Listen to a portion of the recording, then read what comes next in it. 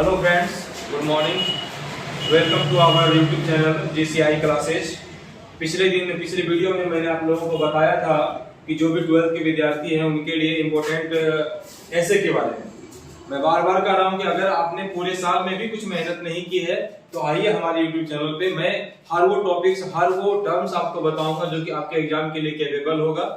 मैं बारंबार आप लोगों से कहता हूं कि सच्ची निष्ठा और लगन के साथ आप लोग मेहनत कीजिए, क्योंकि बिना मेहनत के सफलता कतई संभव नहीं है। अगर जब तक हम लोग एक सोच के साथ, एक पॉजिटिविटी के साथ सही रास्ते पे नहीं चलते तब तक सफलता का हम सोच भी नहीं सकते हैं। अभी इसी पे मैं कहना चाहूंगा कि जिंदगी की असली उड़ान अभी बाकी है दोस्तों, जिंदगी की असली उड़ान अभी बाकी है, जिंदगी के कई इम्तिहान अभी बाकी हैं। अभी तो नापी मुट्ठी भर जमी हमने, अभी तो सारा आसमान बाकी है, अभी तो सारा आसमान बाकी है। तो यही हम लोग यहाँ पे जो आए हैं, कल पिछले वीडियो में मैंने पार्ट 1 में जो बताया था आपको 10 ऐसे के बारे में, उसमें मैं 5 ऐसे को जो कि ज्यादा इंपॉर्टेंट है और जो थोड़ा सा विद्यार्थियों को लग रहा था कि हार्ड हमसे नहीं हो पाएगा, उसके बारे में बता रहा हूँ। बाकी का 5 जो आप लोग खुद से भी कर सकते हैं। अगर नहीं कर पाएंगे तो मुझे कमेंट करके जरूर बताइएगा। आप अगर चाहें तो वीडियो के इसके देखने के क्रम में आप इसका स्क्रीनशॉट भी ले सकते हैं या फिर इसका PDF मैं टेलीग्राम पे शेयर कर दूंगा। JCI क्लासेस के नाम से टेलीग्राम, उस पे जाके आप PDF इसका देख सकते हैं। तो आइए मैं स्टार्ट करता हूं। सबसे पहले यहाँ पे है टेररिज्म, है ना। टेररिज्म का मतलब होता है आपका आतंकवाद, है ना। आतंकवाद आए दिन हम लोग देख रहे हैं कि हमारे गांवों में, शहरों में आतंकवाद काफी ज्यादा मात्रा में फैलते जा रही है और जिससे छुटकारा पाना बहुत ही मुश्किल हो पा रहा है। लेकिन हमारे पुलिस प्रशासन, हमारे देश के जो भी हैं सिपाही, वो इसके प्रति काफी ज्यादा निष्ठा से काम कर रहे हैं। तो उस पे मैंने लिखा है, मैं आप लोगों को काफी ज्यादा इजी वर्ड में बता रहा हूं ताकि आपको अच्छे तरीके से समझ में आएगा और रटने की कोई आवश्यकता नहीं है, रटने का कोई दरकार ही नहीं पड़ेगा। आप अगर इसे समझ लेते हैं आसान शब्दों में तो आप अच्छे तरीके से अपनी भाषा में इस 5 लाइन को आप चाहें तो 10 लाइन में भी कन्वर्ट कर सकते हैं बना के। तो आइए देखते हैं क्या है terrorism. Terrorism as a very bad thing that happens when some people use violence to scare others. कहने का मतलब यह है कि आतंकवाद क्या है, एक बहुत ही बड़ी चीज है, बहुत ही बुरी चीज है ना।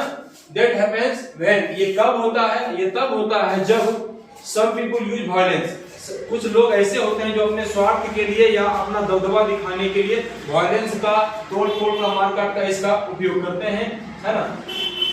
They to achieve, यहाँ they do this to achieve their goals or show anger, मतलब कि अपने लक्ष्य की प्राप्ति के लिए या अपना जलवा, अपना दबदबा दिखाने के लिए वो लोग क्या करते हैं, वायलेंस का उपयोग करते हैं। Because of terrorism, आतंकवाद के कारण our ancestors, हमारे जो पूर्वज थे, don't want to live in cities, वो शहरों में रहना बिल्कुल भी पसंद नहीं करते थे, क्योंकि उन्हें गांवों में काफी ज्यादा सुकून और शांति अनुभव होता था। इसके वजह से वो लोग शहर में रहना पसंद नहीं करते थे, है ना। They were feel very satisfied and happy in their villages, वो अपने गांवों में काफी ज्यादा शांति और काफी ज्यादा सांत्वना महसूस करते थे। टेररिज्म कैन हैपेंस एनीवेयर, आतंकवाद कहीं भी हो सकता है, जरूरी नहीं कि आपके सिर्फ शहरों में, जो गांवों में भी थोड़ा बहुत आज के डेट में काफी ज्यादा बढ़ावा इसे मिला हुआ है। तो अगर हम लोग चाहें तो, अगर जनरली अगर एक इंसानियत की बात करें तो इसे हम लोग चाहें तो खत्म कर सकते हैं। अगर अपने मन से अपनी भ्रांतियां निकाल दें कि सेल्फिशनेस को खत्म कर देंगे, स्वार्थ की भावना को खत्म करना, तो हम लोग बेशक इसे खत्म कर सकते हैं। तो है ना, terrorism can happens anywhere like in city and every small towns, छोटे छोटे शहरों में भी ये आसानी, मतलब ये जरूर हो सकता है। It is a big problem because, यह एक बहुत ही बड़ी समस्या है। बिकॉज, क्योंकि इट हर्ट्स इनोसेंट पीपुल, ये काफी ज्यादा जो सीधे साधे लोग हैं उन्हें काफी ज्यादा इनके दिल को दुखाता है।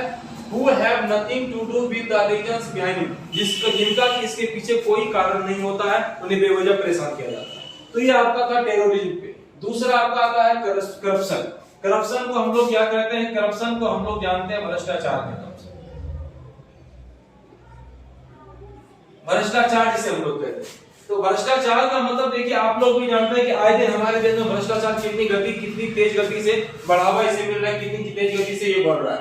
हर जगह करप्शन हो चुका है, हर ऑफिस में, हर पब्लिक एरियाज में, कहीं भी किसी भी काम को करने के लिए लोग इसे बढ़ावा दे रहे हैं और कहीं ना कहीं इसके पीछे हम लोग का अहम योगदान है। पब्लिकों का ही इसमें योगदान है, क्योंकि अगर आम जन चाहे तो करप्शन कभी भी बढ़ नहीं सकता है। लेकिन हम लोग इसमें क्या करते हैं, अपने काम को करवाने के लिए किसी भी चीजों में मतलब घुस देने का काम करते हैं, तभी कोई भी ऑफिसर्स ये काम को करने के लिए सक्षम हो पाते हैं। अगर हम लोग ठान लें तो करप्शन खत्म हो सकता है, लेकिन जब तक हम लोग एकत्रित होकर एक सोच ना बनाए तब तक खत्म नहीं हो सकता। उसी के बारे में मैंने कुछ पॉइंट्स को आपके सामने रखा है कि meaning of the word corruption, भ्रष्टाचार शब्द का अर्थ है is that any act done by unfair means. Corruption में also be defined as, corruption भ्रष्टाचार को हम इस तरीके से भी परिभाषित कर सकते हैं, illegal money which is received for doing some work, मतलब कि अवैध रुपया जो कि कहीं भी किसी काम को करने के लिए कहीं से आता है, फॉर समबडी किसी भी इंसान। Corruption has become a way of life, corruption जो है एक तरीका हमारी जिंदगी में आने का, भ्रष्टाचार एक तरीका हमारी जिंदगी में आने का इन इंडिया, भारत में। इट कैन बी सीन, यह देखा जा सकता है ना, और हियर और सुना भी जा सकता है इस माध्यमों से, सोशल मतलब सामाजिक माध्यम से, पॉलिटिकल मतलब राजनीतिक माध्यम से, इकोनॉमिक मतलब आर्थिक माध्यम से, और religious life of the nation, है ना, राष्ट्र के विभिन्न अंगों में इसे हम लोग चाहे तो देखा जा सकता है, हर तौर तरीके में, हर दफ्तरों में, कहीं भी हम लोग देख सकते हैं। It has been observed that if the head of the department is not honest, अगर किसी भी डिपार्टमेंट का जो उच्च पदाधिकारी होता है या उच्चतम स्थान पे जो बैठा होता है, अगर वो ईमानदार नहीं हो तो वहां पे करप्शन होगा ही होगा, इसमें कहीं कोई किंतु परंतु की बात नहीं है। It has observed that if the head of department is not honest, the whole department, तो पूरा जो डिपार्टमेंट होता है, पूरा जो सिस्टम होता है, is involved as such corrupt practices, मतलब पूरा सिस्टम या उस सिस्टम में करने वाले जितने भी लोग, उस कड़ी से जितने भी लोग जुड़े होते हैं, सभी लोग करप्ट हो जाते हैं। Today post and jobs can be bought, आज लोग क्या कर रहे हैं, पोस्ट को पाने के चक्कर में या नौकरी पाने के चक्कर में क्या कर रहे हैं, उन्हें उनके प्रति तत्पर हैं। In India the position is very bad, और खासकर अगर भारत की बात कही जाए तो इसकी सिचुएशन काफी ज्यादा गंदी है, काफी ज्यादा बुरी हो चुकी है। आइए नेक्स्ट हम लोग चलते हैं आपका अनएम्प्लॉयमेंट। अनएम्प्लॉयमेंट का मतलब होता है बेरोजगारी। बेरोजगारी आए दिन देखिए, बेरोजगारी की समस्या दिन प्रतिदिन बढ़ती जा रही है। इसका मुख्य कारण क्या है? इसका मुख्य कारण है जनसंख्या। जनसंख्या में नियंत्रण न होने के कारण बेरोजगारी की समस्या बढ़ रही है। तो सबसे पहले अगर बेरोजगारी की समस्या को खत्म करना है तो हमें जनसंख्या में संतुलन के लिए सोचना होगा कि कैसे सोचा जाए। अगर हम अपने मानसिकता को इस तरीके से बदलें कि हम दो हमारे 10 या 12 नहीं, बल्कि हम दो हमारे 2 हो या हम दो हमारे 1 हो, तो अगर ये मानसिकता का सबकी हो जाए तो जरूर है कि हम लोग बेरोजगारी की समस्या को कम कर सकते हैं। कम से कम पहले एक मत हो कि ये सोच बनाए, एक पॉजिटिविटी लाए। अगर ये पॉजिटिविटी हमारे मन में आ जाती है कि नहीं भाई हम उतने ही बच्चों को जन्म देने में सक्षम हो सकते हैं जिनकी क्षतिपूर्ति अच्छे तरीके से हम जीवन यापन के लिए अच्छे से सोच सकते हैं, जिनकी पढ़ाई लिखाई स्वास्थ्य शिक्षा के बारे में अच्छे तरीके से हम लोग सोच सकते हैं, और जितना का सक्षम हो सकने में संभव हम लोग हैं। तो इसलिए बेरोजगारी, आइए उसके बारे में हम लोग देखते हैं। मैंने क्या बताया आप लोगों को कि unemployment is a situation in which skilled people wanted to a job. Unemployment क्या है, बेरोजगारी क्या है? एक ऐसी स्थिति है जो कि लोग जिसके चक्कर में लोग क्या नौकरी की चाह में दर-बदर भटक रहे हैं, but can not find a proper job, लेकिन एक सही तरीके से एक सही नौकरी उन्हें नहीं मिल पा रही है।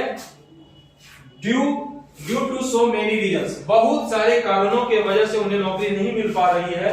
Unemployment is a very big serious issue, यह एक बहुत ही बड़ी समस्या है ऑल ओवर द वर्ल्ड, पूरे विश्व के लिए। It is mainly an economic problem, यह आर्थिक रूप से सभी पे हावी हो रहा है। It is an old problem, यह एक बहुत ही पुरानी समस्या है in India. It is becoming more and more serious day by day, यह दिन प्रतिदिन काफी ज्यादा सीरियस होते जा रहा है। India has the population of more than 1 million people. मैंने तो यहाँ बस 1 करोड़ की बात की है, आप लोगों को भी पता है कि जनसंख्या हमारा दिन प्रतिदिन किस तरीके से तेज गति से बढ़ते जा रहा है। Many of the Indians are jobless, बहुत सारे भारतीय ऐसे हैं जिनके पास नौकरी नहीं है। The problems और unemployment मतलब बेरोजगारी की समस्या के कारण are major in India, यह समस्या काफी ही ज्यादा बड़े पैमाने पे क्या कर रही है, प्रॉब्लम क्रिएट कर रही है। Because of growing population and demand of jobs, जनसंख्या बढ़ने के कारण और जॉब में कमी के कारण, नौकरी न मिलने के कारण, नौकरी की समस्या न हो पाने के कारण क्या हो रही है, समस्याएं बढ़ती जा रही है। अब आइए हम देखते हैं न्यूज़पेपर। चौथा हमारा पॉइंट है न्यूज़पेपर। मैंने कल आप लोगों को 10 टॉपिक्स बताए थे, जिसमें मैंने 5 टॉपिक को यहाँ पे क्लियर किया है। पहला आपका है टेररिज्म, दूसरा आपका है करप्शन, और तीसरा आपका है अनएम्प्लॉयमेंट, चौथा है न्यूज़पेपर, और पांचवा आपका है इलेक्शन। मैंने 5 टॉपिक्स को यहाँ पे आपके सामने दर्शाया है। चलिए हम लोग देखते हैं न्यूज़पेपर को समझते हैं क्या है। न्यूज़पेपर का मतलब आप लोग अच्छे से जानते हैं क्या होता है, समाचार पत्र। समाचार पत्र, तो समाचार पत्र क्या है, we all like to read newspapers. हम लोग क्या करते हैं, समाचार पत्र को पढ़ना सभी पसंद करते हैं, है ना। The reading of newspaper is a sign of education, यह क्या है, शिक्षा का सिंबल है।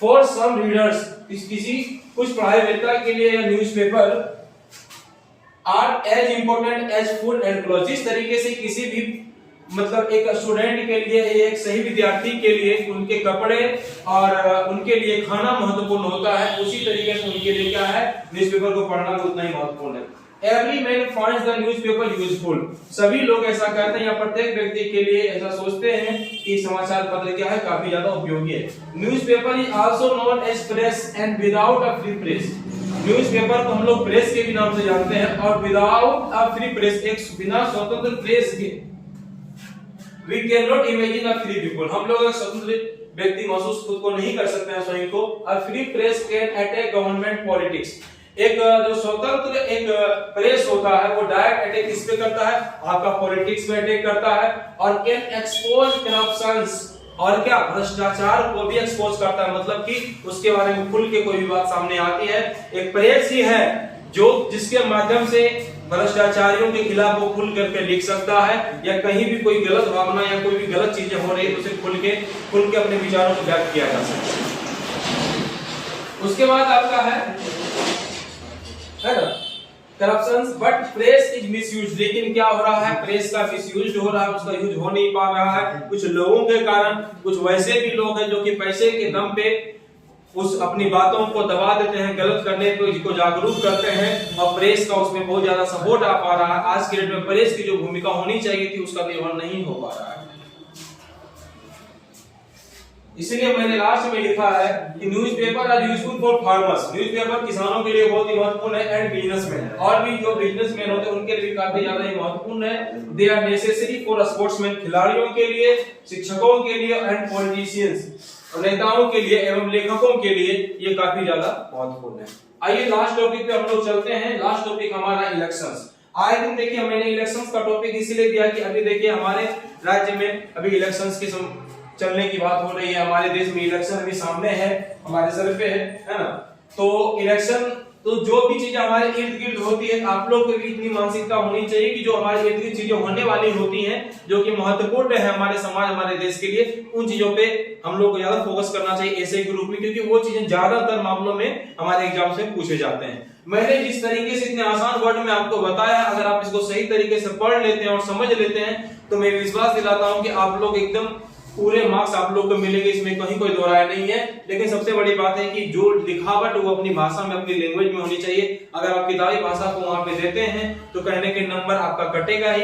अगर अपनी भाषा में उस चीज को आप लिखने का प्रयत्न करते हैं, बस पॉइंट्स में ऐसे से आप लीजिए, बाकी लिखने की कला अपने आप में जागृत कीजिए। और किसी भी, चाहे वो ऐसे के हो या किसी पे भी हिंदी में अगर लेख आए तो कोशिश कीजिए कि उसको स्टेप बाय स्टेप लिखने का, कि मैंने तो बस यहाँ सबके बारे में छोटा छोटा एक इंट्रोडक्शन दिया है, कोशिश कीजिए इस तरीके से लिखने का कि उसके लिखने के पहले उसका इंट्रो क्या है ना, प्रस्तावना उसके बारे में लिखने का, उसके बाद उससे क्या लाभ है, उससे क्या हानि है, लास्ट में निष्कर्ष क्या निकलता है। इस तरीके से अगर पॉइंट वाइज में, भले ही आप दो लाइन क्यों नहीं लिखिए, लेकिन अगर पॉइंट वाइज अगर आप लिखते हैं तो आपको पूरे मार्क्स मिलते हैं। क्योंकि जो आपके टीचर्स होते हैं चेक करने वाले, वो ये गौर करते हैं कि विद्यार्थियों ने किस तरीके से पॉइंट बना के लिखा है। वो ये गौर नहीं करते कि आपने एक पेज में लिख दिया आंसर या 2 पेज में लिखा, उससे उनको कोई मतलब नहीं है। आप पूरा भी लिखेगा फिर भी आपका नंबर कट जाएगा। और अगर पॉइंट वाइज बना के आप हाफ पेज में या 1 पेज में ही लिखते हैं तो आपको फुल मार्क्स मिलते हैं। तो अभी लास्ट हम लोग देखते हैं, लास्ट हमारा election. As we know that there is a great importance of election, हम लोग अच्छे से जानते हैं कि इलेक्शन का बहुत ही महत्वपूर्ण भूमिका हमारे समाज में रहता है। In a democratic country elections form a integral part of lives of our citizens, या क्या है, एक हमारा अंदरूनी हिस्सा है। हमारे देश के जितने भी लोग हैं रहने वाले, है ना, सभी के लिए, सभी नागरिकों के लिए काफी ज्यादा ये एक महत्वपूर्ण हिस्सा है। In democratic elections are important because government are formed by voting। यहाँ पे इसलिए महत्वपूर्ण इसको बताया जाता है क्योंकि यहाँ पे जो हम लोग इलेक्शन होते हैं वो वोटिंग के माध्यम से होते हैं। या पब्लिक को एक मौका, सुनहरा मौका दिया जाता है कि आप अपने इच्छा अनुसार अपने मत का चयन कर सकते हैं, इसीलिए इसकी महत्ता इतनी ज्यादा बताई गई है। ओवर द ईयर, पूरे वर्ष में the definition and meanings of elections have been changed. अगर पूरे वर्ष में बात की जाए तो इसकी परिभाषा या इसका बिल्कुल पूरी तरीके से बदल जाता है। Elections are not the same as they were before, है ना। ये अगर इसकी बात की जाए तो हर बार हर मत में अलग अलग रूप में प्रस्तावित होता है। We can say that elections plays a great role in forming और चेंजिंग द गवर्नमेंट। अगर हम लोग अंततः कह सकते हैं कि इलेक्शंस जो होता है इसका सरकार के तौर पे या सरकार में, है ना, या इलेक्शंस में या गवर्नमेंट को चेंज करने में, उसमें बदलाव करने में इसकी अहम भूमिका होती है। क्योंकि हर 5 वर्ष में हमें ये सुनहरा अवसर मिलता है कि हम अपनी इच्छा अनुसार अपने नेताओं का चयन कर सकते हैं। जो हम लोग इस तौर पर उसका चयन कर सकते हैं कि किन्होंने हमारे लिए, हमारे समाज के लिए, हमारे देश के लिए किस तौर पे काम किया है।